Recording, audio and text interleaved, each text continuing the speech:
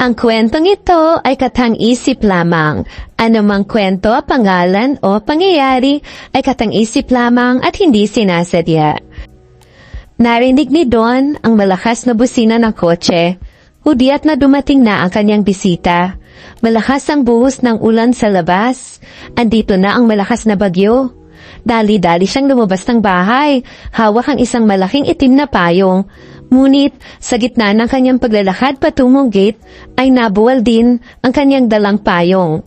Naiinis siya dahil ngayon ay basang-basa na siya sa ulan. Para sa kanya, isang malaking abala ang bisitang darating. Mas nanaisin niyang palipasin ang bagyong ito ng mag-isa at may payapa. Sana hindi na lang siya pumayat sa pakiusap ng kaibigan. Kani-kanina lang, ay tinawagan siya ng kaibigan niyang si Mercy. Humihingi ito ng tulong dahil tumataas na ang tubig sa inuupahang apartment na kanyang nakababatang kapatid. Nakiusap ito na kung pwede ay makituloy muna ang kanyang kapatid sa bahay ni Don. Nagdadalawang isip ito dahil hindi naman niya kilala ang kapatid ni Mercy. Binuksan niya ang gate at nakita niya ang kulay hot pink na kotse.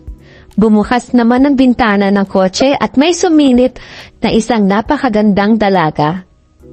Kuya, kayo po ba si Don? Yung kaibigan ng ate ko, si Ate Mercy? Tanang ng dalaga. Tumango ito at binuksang maigi ang gate para makapasok sa garahe ang kotse. Nang makapark na ang kotse, ay lumabas ang dalaga mula rito, bitbit ang isang malaking luggage at mga plastic bag galing sa isang grocery store. Naka-white t-shirt lang ito na medyo may kanipisan at dahil nga basa na rin ang dalaga, ay naaninag ang suot niyang kulay pulang panloob. Buti na lang at umuulan, hindi napansin ng dalaga ang pamumula ng kanyang pisngi. Pilit na iniiwas ni Don ang kanyang tingin sa dalaga. Kuya, pasensya na po kayo, naabala ko pa po kayo. Ako nga po pala si Marvy. Pagpapakilala ng bagong dating, paglapit nito kay Don. Okay lang, pasok na tayo, ang lakas ng ulan sabi nito sa bisita. Nang makapasok sila sa loob ng bahay, itinuro ni Don kung saan ang gagamiting kwarto ni Marvy. Habang andito siya, sa tapat nito ng kanyang kwarto at sa pagitan ng kanilang mga kwarto, makikita ang pinto ng banyo. Feel at home. Magpapalit lang ako ng damit. Pagpapaalam nito sa bisita. Dali-daling nagpalit ng damit si Don. Mag-isa lang siyang naninirahan sa bahay ng kanyang pamilya dahil halos silang lahat ay nag-migrate na sa Canada. Si Don na lang ang naiwan dito sa Pilipinas. Hindi niya mahindian ang ate ni Marvy na si Mercy. Napakabait kasi nito sa kanya. Ito ang tumulong sa kanya nung bago pa lang siya sa trabaho. Kaya naman nang tumawag ito para ipakiusap si Marvy, ay hindi na niya ito magawang tanggihan pa. Bumabaha daw sa inuupahang apartment ni Marvy at isa pa, kailangan din ang mapagpaparkingan ng kanyang sasakyan para hindi naman ito masira at malubog sa baha habang gumabagyo. Si Mercy naman ay nakatira na sa Cebu. Dahil taga doon na kanyang napangasawa at sa kanyang ibang mga kakilala, tanging si Don lang ang nakatira sa area na hindi binabaha at may available space para sa parking ng sasakyan. Sobrang mag-worry si Mercy para sa kapatid. Uli lang lubos na kasi silang dalawa at hindi pa sila close sa ibang kamag-anak nila. Nang makalabas siya ng kwarto, ay nakita niyang nag-aayos ng grocery si Marvy. Inilalabas niya sa plastic bag ang kanyang mga dalang groceries. Kuya, okay lang bang magluto ako dito sa kusina mo? Magsusopas po ako kuya para naman mainitan tayo sa malamig na panahon. Sabi ni Marvy. Hindi pa rin ito nagpapalit ng damit. Bakit pa rin ng kanyang panloob sa suot niyang t-shirt. Napansin din ni Don, itinali ni Marvy ang laylayan ng kanyang t-shirt. Sa bandang ibaba kaya naman kitang-kita na niya ang maliit na bewang nito. Lalo na nang itinaas nito ang kanyang mga braso para ayusin ang kanyang mahabang buhok sa likod. Parang nanlalambot si Don. Magpalit ka kasi ng damit para hindi ka lamigin. Simpleng sabi niya kay Marvy. Pilit iniiwas ang tingin sa dalaga.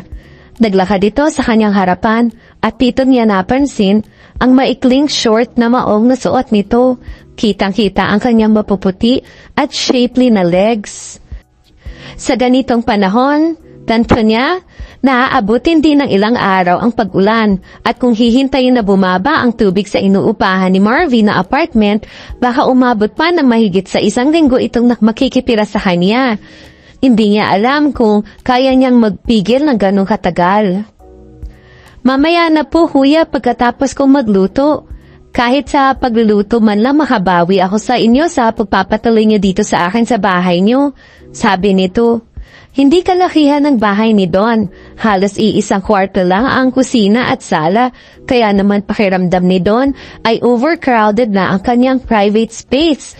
At sa totoo lang, naiilang siya sa presence ni Marvy habang nagluluto ito sa kusina.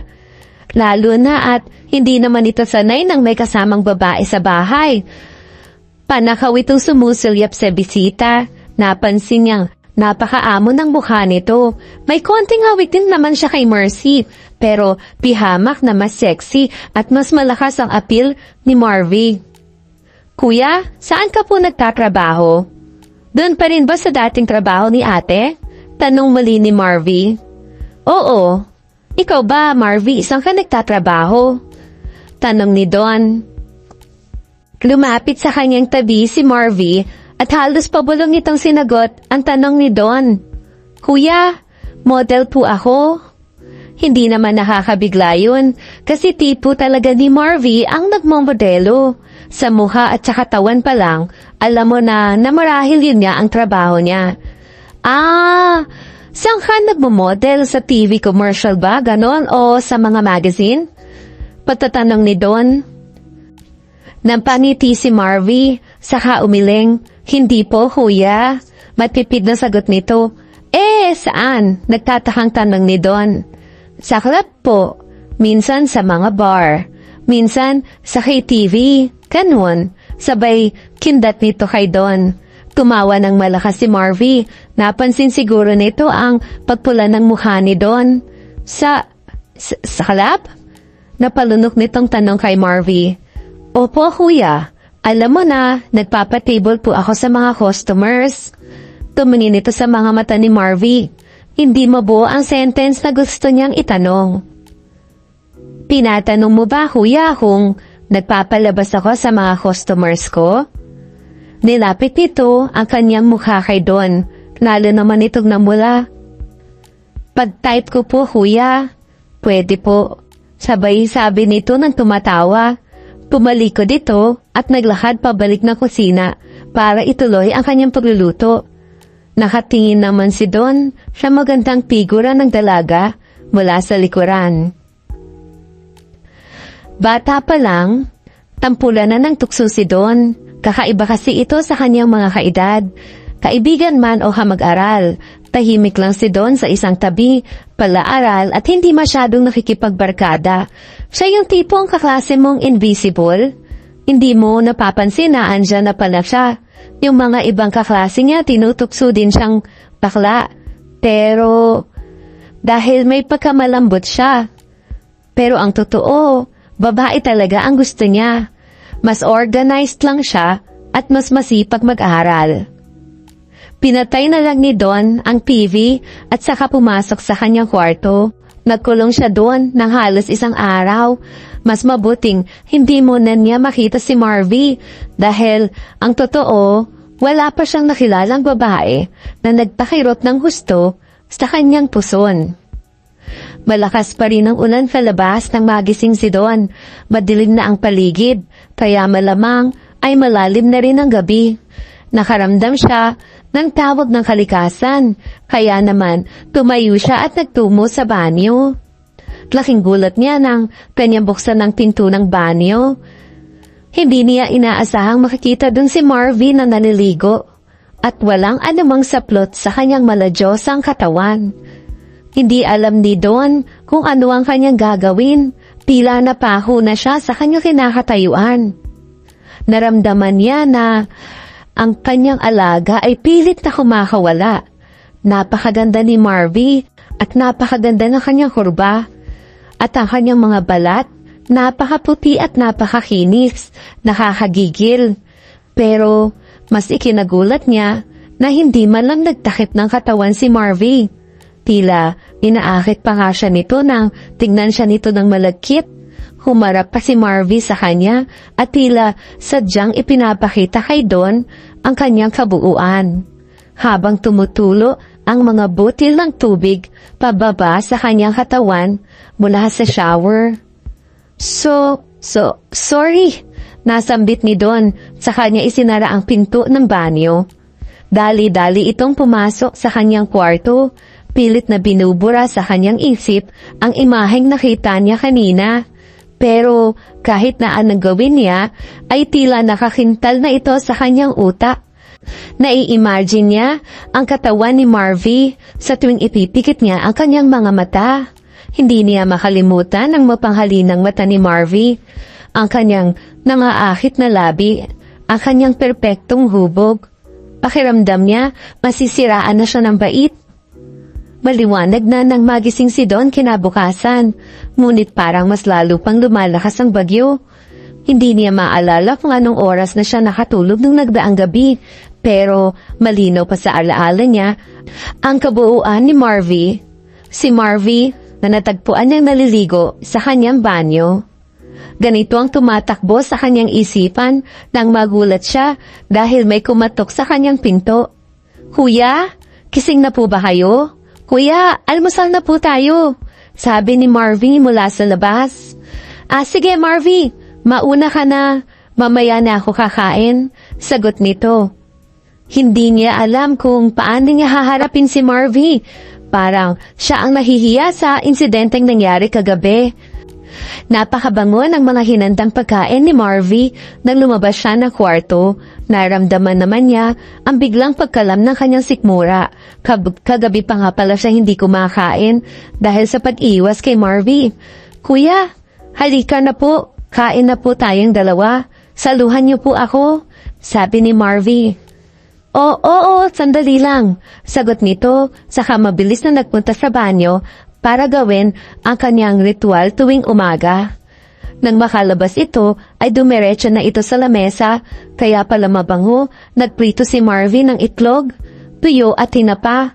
May ensaladang labanos din dito at ininit niyang sopas kahapon. "Kuya, kumakain ka po ba ng tuyo at tinapa? Masarap tong kainin tuwing bumabagyo, di po ba?" "Pero kuya, alam niyo po ba kung ano ang mas masarap na kinakain tuwing malamig?" Mapanuksong sabi ng dalaga. Nabilaukan naman si Don. Dali-daling tumayo si Marvy at inabutan ng tubig si Don. Lumuhod ito sa harapan ni Don. Lalo namang hindi alam ni Don ang kanyang gagawin. Para siyang hindi makahinga sa sobrang gala. "Kuya, yung totoo, wala ka pang karanasan ano?" Tila nanunuksong sabi ni Marvy sa kanya. Tumingin si Don sa mga mata ni Marvy. "Tutal kuya, binigyan mo ako ng masisilungan ngayong bagyo. Hayaan mong bumawi ako sa'yo," sabi ni Marvy.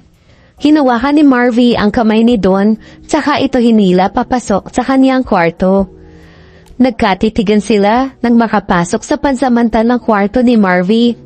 Mahulugan ang mga tingin at kahit pa walang salita ay parang nagkakaintindihan na sila. Nag-aapoy ang mga mata ni Marvy at nagninginig naman ang mga laman ni Don. Nandahan-dahang ilapit ng dalaga ang kanyang mga labi sa naghihintay na labi ni Don. Marami pa silang oras. Matagal pa ang bagyo, kaya naman ninanamnam nila ang mga sandaling magkasama sila. Bilang mas eksperyensado si Marvy, siya na ang nag-initiate ng mga sumunod na pangyayari. Parang hari ang pakiramdam ni Don nang lumuhod sa kanyang harapan si Marvy.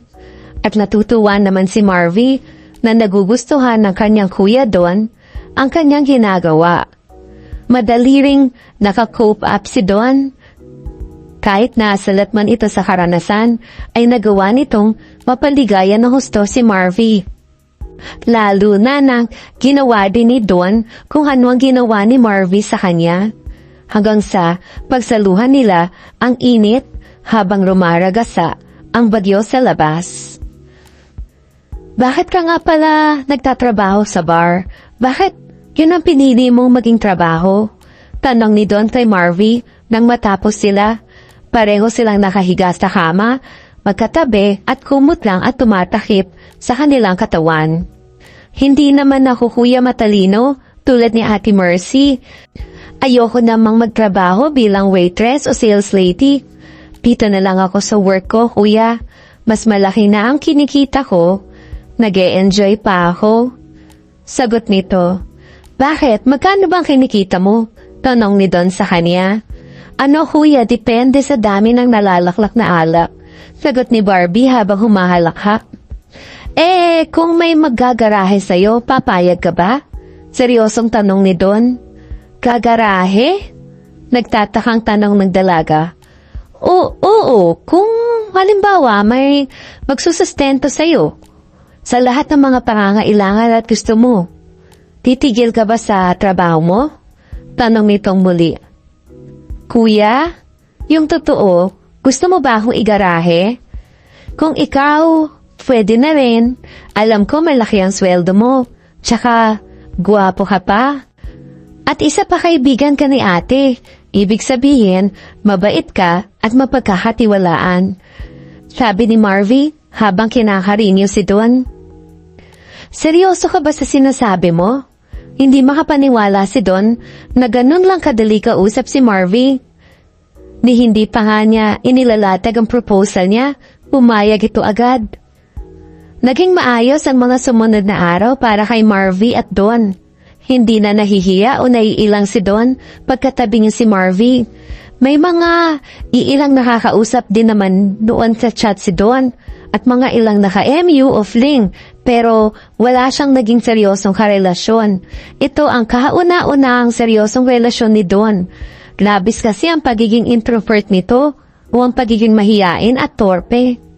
Natutuwa siya na marami silang pinagkakasunduan ni Marvy. Masaya ang mga pagsasama nila, lalo na sa kama. Ilang buwan na ang nakalipas mula nung bumagyo. Tuluyan nang dinala ni Marvy ang lahat ng kanyang gamit sa bahay ni Don at doon na ito tumira. Hindi na rin siya pumapasok pang muli sa bar. Binibigyan na lang siya ng pera ni Don. Ika nga, para silang nagbabahay-bahayan. Si Marvy ang naging toka sa bahay, habang si Don naman ang naghahanap buhay para sa kanilang dalawa. Kung naiinip man si Marvy, ay namamasyal siya sa mall. Pero bumabalik din ito agad bago pa makauwi si Don galing sa trabaho. Masaya rin naman si Mercy sa naging relasyon ng kanyang kapatid sa kaibigan.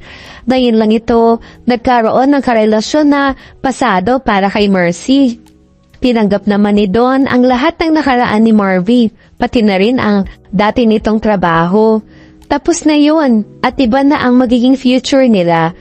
Mas lalong naibigan ni Don si Marvy nang makilala niya ito ng lubos. Hindi lang ito maganda, mapagmahal din at maasikaso. Kaya nga napagpasyahan ni Don. Naalukin na ng kasal si Marvy. Nagmamadali itong bumili ng singsing at excited umuwi ng bahay. Ngunit pag uwi niya, nagulat siya nang matagpuan na walang tao ang kanilang bahay. Agad itong pumasok sa loob at hinanap si Marvy. Ngunit wala si Marvy. Hindi pa ito nangyayari dati dahil laging andi dito si Marvy para salubungin siya ng matamis na halik kung siya ay uuwi tuwing gabi. Kinabahan si Don. Dali-dali niyang binuksan ang pinto ng kanyang kotse. May kutob ito kung nasaan si Marvy. Pero lihim siyang nananalangin na sana wala ito doon. Nagmaneho na ito at nung madaanan niya ang isang bar sa may bandang timog, ay unti-unti siyang nagmenor. Para siyang binuhusan ng malamig na tubig nang matapat ito sa harap ng bar. At doon, kitang-kita niya si Marvy. Nakahapit at maiksing dress na kulay itim. May hawak itong baso sa kanyang kamay, habang may lalaking bumubulong sa kanyang tenga. Tumawa naman ito at bahagyang hinampas ang lalaki sa kanyang braso. Naguguluhan ang isip ni Don dahil akala niya ay may pagkakaunawaan na sila ni Marvy. May tumutulong luha sa kanyang mga mata. Mabigat ang kanyang pakiramdam at gusto niyang sumigaw. Ngayon, naisip ni Don, kung padalos-dalos ba ang kanyang naging desisyon. Deserve ba niya si Marvy? At deserve ba ni Marvy ang singsing na kanyang dala? Ipinark niya ang kanyang kotse sa parking lot sa tabi ng bar. Alam niyang dito niya matatagpuan si Marvy dahil nabanggit na nito ang pangalan ng pinagtatrabaho ang bar sa kanya. Lumabas ito ng sasakyan, mabigat ang paa at halos sumabog ang dibdib sa galit. Habang papalapit siya, ay natatanaw na niya si Marvy at ang kasama nitong lalaki. Gulat na gulat ang mukha ni Marvy nang makita nito si Don. Babe, anong ginagawa mo dito? Tanong sa kanya ni Marvy. Babe, kaloka ka ba? Ito ba yung jowa mo? Uy, ang pogi ha. Pwede ko bang kapain kung malaki yung kargada niya? Sabi na kausap na lalaki ni Marvy habang ito ay maharot na humahalakhak. Nagtaka si Don. Saka nito sinipat ng mabuti ang lalaki. Sa malayo ay mukha talaga itong lalaki dahil maiksi ang kanyang buhok at nakasuot ito ng damit na panglalaki. Ngayon niya lang napansin na hot pink ang suot nitong long sleeve polo, pati na rin ang kuko nito, mahaba, at saka may hot pink din na cutex, at may brilyante pa. Hindi pwede akla no, akin lang yan. Sabi ni Marvy sabay kindat kay Don. Tila biglang napawi ang puot na nararamdaman ni Don kanina, lalo na nang lumapit si Marvy sa kanya at yumakap sa kanyang bewang. Umakbay naman ito sa balikat ni Marvy, sabay halik sa balikat ng nobya. Siya nga pala babe, si Charlie, ang manager ko. Hayaan mo lang yung bading na yan, makulit talaga yan eh. Nagpaalam lang ako sa kanya, sabi ko igagarahin na ako ng pinakapoging lalaking nakita ko sa buong buhay ko. Sabi nito kay Don, ang mga mata ay puno ng pagmamahal. Naku, Papa Don, baka pwedeng sa sideline itibak lang to dite. Malaki ang mawawalang Andalusia sa bar pag yan ang nag-missing in action. Yan ang pinaka-winner kong alaga. Dagdag pa ni Charlie. Hindi man naunawaan ng gusto ni Don ang sinabi ni Charlie, parang nahuhulaan na nito na gusto niya sana na patuloy rumakit si Marvy sa bar. Ngunit umiling lang si Don at ubod ng tamis nang umiti kay Marvy. Nung gabi din yon, dinala niya sa mamahaling restaurant si Marvy. Sa kanya ipinatago ang singsing na dala sa cake na kanyang in-order. Masaya ang naging gabi nila dahil pumayag naman agad si Marvy na upakasal sa kanya. Ngayon nararamdaman na talaga ni Don ang pagmamahal ni Marvy. Nagmamadali silang umuwi ng bahay. Dali-daling naghubad ng damit si Marvy. Tila uhaw na uhaw siya kay Don. Gayong halos araw-araw nilang pinagsasaluhan ng isa't isa. Alam na alam niya ang gusto ni Don kaya dali-dali siyang lumuhod at nag-umpisang magtrabaho. Maya-maya ay humiga naman ito sa lamesa saka nagwikang, "Ako naman." Hi guys! Maraming salamat sa inyong suporta. At sana nag-enjoy kayo sa kwento natin ngayon. Nag-enjoy din ako habang sinusulat ko ito. Kaya sana kayo din. Sa mga naghahanap ng steamy scenes, I hear you. And as much as possible, gusto kong ibigay ang hiling nyo. Unfortunately, meron tayong sinusunod na guidelines. So as promised, gagawa tayo ng kwento na mapupukaw ang inyong imagination na hindi tayo mabebembang ng bongga, okay? Kung nagustuhan nyo ang kwento, check niyo na rin ang ibang stories na sinulat ko sa channel ni, of course, sino pa? Miss Cerex. And guys, don't forget to like, share, and subscribe para naman ganahan pa akong gumawa ng mas maraming at mas magandang kwento para sa inyo. Again, maraming salamat! Bye!